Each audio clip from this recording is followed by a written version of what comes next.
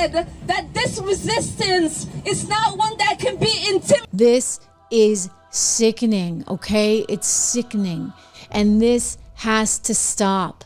Have repeatedly stated that you committed immigration fraud. Are you at all worried about a formal investigation that could perhaps lead to your deportation? Well, you're one of those people. Make sure that these people pay for what they have done to us.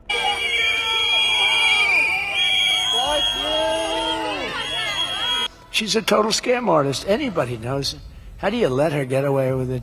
Today that my administration will focus on ending the absolutely horrific practice of human trafficking. The purpose of these actions is to provoke chaos and fear in order to justify invoking the Insurrection Act. $1 million earmark from Representative Ilhan Omar of Minnesota.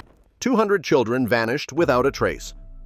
3.2 tons of deadly drugs circulated undetected. A humanitarian mayor betrayed an entire city, and federal agents uncovered a $2 billion trafficking empire operating in plain sight. This is the story they tried to bury. 10 days into the new year, Minneapolis erupted, not from a single spark, but from a carefully orchestrated inferno that would change everything. While the nation watched protests unfold on their screens, something far more sinister was happening in the shadows. Congresswoman Ilhan Omar's public declaration calling for community uprising after a local woman's death wasn't just political rhetoric. It was the perfect smokescreen for one of the largest human trafficking operations in American history. Make sure that these people pay for what they have done to us. Decided that this resistance is not one that can be intimidated. Have repeatedly stated that you committed immigration fraud. Are you at all worried about a formal investigation that could perhaps lead to your deportation? Well, you're one of those people. As 10,000 federal agents descended on Minneapolis, they thought they were restoring order. Instead, they stumbled upon something that would shake them to their core. The chaos wasn't random. The violence wasn't spontaneous. Every burning building, every clash with police, every moment of disorder was meticulously timed to hide the movement of children through a network so sophisticated it had operated undetected for 7 years. Minneapolis, where a lot of this fraud happened, and it happened because of the Somalian community, because of importing the chaos that they have and bringing in hundreds of thousands of Somalis that obviously have fleeced the state. You may be asking who they are and why they're there and having them validate their identity. They're encouraging people to stand in front and bother and interfere with federal officials. Think about that for a moment. The numbers are staggering. 430 violent incidents in 72 hours. Emergency calls surging by 58%. Tear gas deployments, stun grenades, fires spreading block by block. But while every badge in the city focused on crowd control, investigators noticed something that made their blood run cold. The missing children reports weren't scattered across the city. They clustered around specific locations, privately owned hotels that all shared one disturbing connection. Sophia Abdi Aden had built her reputation as Minneapolis's compassionate mayor. For 5 years, she'd been the face of humanitarian aid, championing housing programs and emergency shelters for displaced families. As a human being who thinks about the humanity and who thinks about the well-being of the society, then it is important to be given a chance and an opportunity to be able to serve the community. You know, you told me to look into Minnesota and their fraud on visas and their programs. 50% of them are fraudulent. And most of those people, but they have destroyed Minnesota. The city saw a protector of the vulnerable. Federal analysts saw something else entirely. Through a maze of shell companies and property records, they discovered that over a dozen hotels linked to migrant housing were quietly controlled by her inner circle. These weren't shelters, they were staging grounds. The selection process was chillingly precise. Medical records revealed consistent criteria, basic health screenings, minimum weight thresholds, falsified age documentation, each child reduced to a commodity, each pair of eyes worth a fortune on the black market. Minnesota to the tune of $9–10 billion.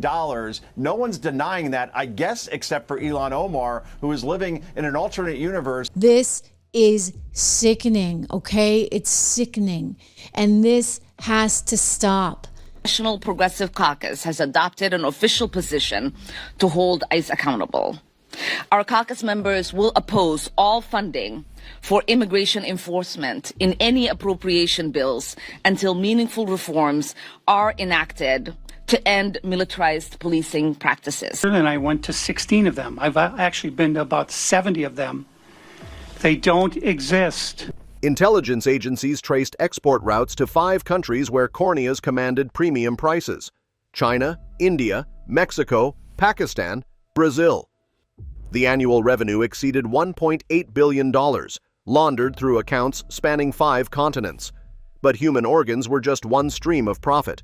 The same transport channels moved 3.2 tons of narcotics yearly: heroin, methamphetamine, fentanyl, all connected to Asian trafficking networks and North American distribution. 2 parallel operations feeding the same machine, protected by the same chaos, hidden by the same humanitarian facade. Have repeatedly stated that you committed immigration fraud. Are you at all worried about a formal investigation that could perhaps lead to your deportation? Oh, you're one of those people. One of our spending bills making its way through Congress was a $1 million earmark from Representative Ilhan Omar of Minnesota. Happened because of the Somalian community, because of importing the chaos that they have and bringing in hundreds of thousands of Somalis that obviously have fleeced the state for billions of dollars that they may never get back, Liz. At 4:30 a.m., while Minneapolis slept its exhausted sleep after another night of unrest, 320 tactical agents moved on a single location. No sirens, no announcements. Just black SUVs rolling toward an immigrant hotel where intelligence confirmed armed guards and automatic weapons. The entry was violent and swift. Gunfire erupted from upper floors as federal teams breached doors. Muzzle flashes lit darkened stairwells.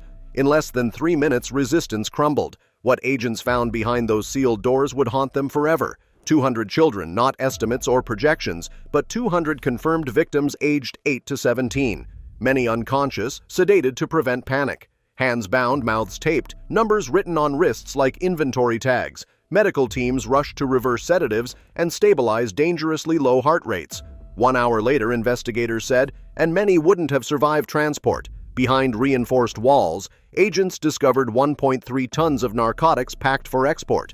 Safes contained hundreds of millions in vacuum-sealed cash. This wasn't a shelter. It was a warehouse where children and drugs shared the same value, the same destination, the same cold efficiency. By 5:05 a.m., the mayor's vehicle was intercepted heading for the port. 26 armed operatives were in custody. The immediate threat was neutralized, but the investigation had only begun. Seized documents revealed the next phase: 12 shipping containers already staged for departure within 48 hours, each registered under legitimate export companies carrying common goods. Nothing suspicious on any manifest, but hidden within modified walls and false floors were human compartments designed to evade thermal scans and inspections. 20 children per container, sedated and immobilized for the journey to international waters. The paperwork was flawless. Visas pre-approved, customs declarations stamped, bribes paid at every level through shell companies and offshore accounts. 6-figure payments timed precisely before each shipment. The system wasn't built for speed, it was built for endurance. Once at sea, containers would split across 5 countries where corrupt intermediaries waited. Recovery rates in those regions hover near zero. Federal authorities issued emergency holds on every identified container. Ports locked down quietly. What nearly passed as routine commerce became frozen evidence of an operation that had moved children and drugs through the same channels for years. The raid saved 200 lives, but it raised a darker question. How had a network this size operated undetected for so long? The answer lay in the money trail. Within hours, federal financial task forces activated across 3 agencies. What they uncovered was a masterpiece of criminal finance. Over 5 years, $2.4 billion had flowed through shell nonprofits, migrant housing funds, and medical outreach organizations. Grants blended with donations, medical contracts inflated by 300%, surplus cash vanishing overseas through transactions always below reporting thresholds, 47 shell entities across 5 continents, each passing routine inspections, each filing paperwork on time. The system hid in plain sight, wearing the mask of charity and humanitarian concern.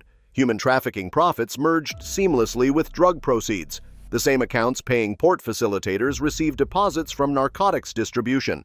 Different crimes, same pipeline, same protection.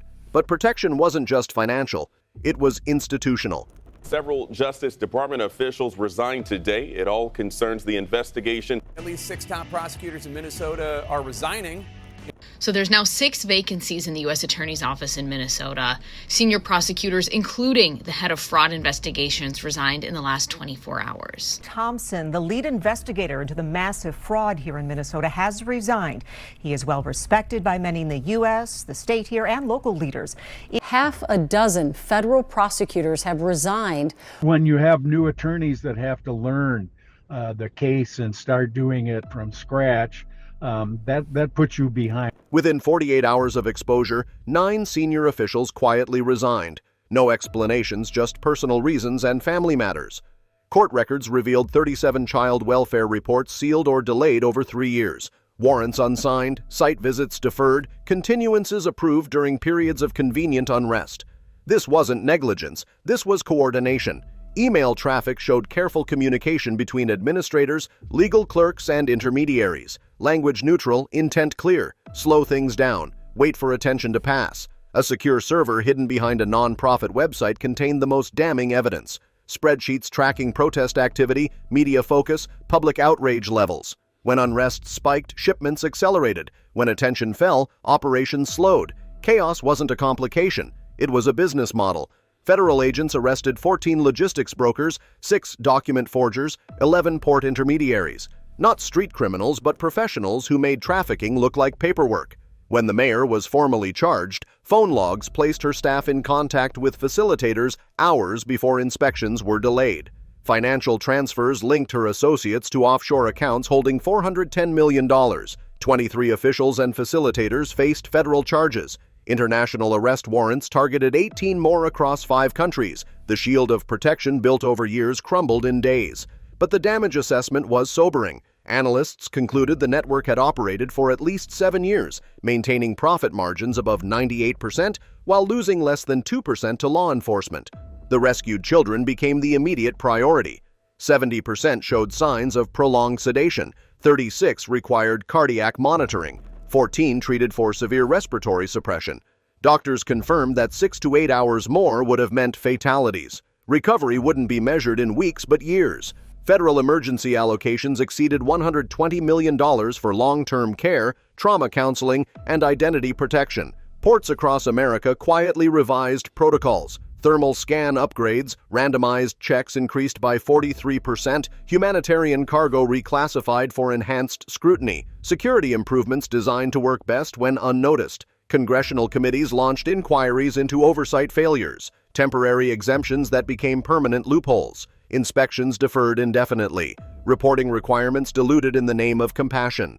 Minneapolis returned to quiet streets but not to comfort. City council attendance tripled. Public records requests surged 300%. Citizens who assumed someone else was watching began asking harder questions. Trust doesn't rebuild as quickly as order. The most chilling realization came from classified reviews. This network had thrived not through secrecy but through routine. It succeeded because everyone was looking elsewhere while evil wore the language of charity and hid behind procedure.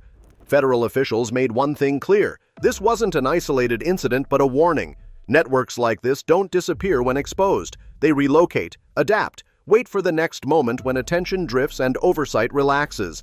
The children were saved because someone followed the trail past the noise, past the money, past the protection, before silence became permanent. Systems only protect the vulnerable when questioned. Power only answers when observed. Silence, left unchallenged, is where the worst crimes learn to thrive. The cost of looking away had already been counted. It was almost 200 lives. This time, federal agents arrived just in time. Next time might be different. The lesson remains carved in the conscience of a city that nearly lost its soul while watching something else entirely. The Minneapolis trafficking network wasn't defeated by force or clever investigation alone.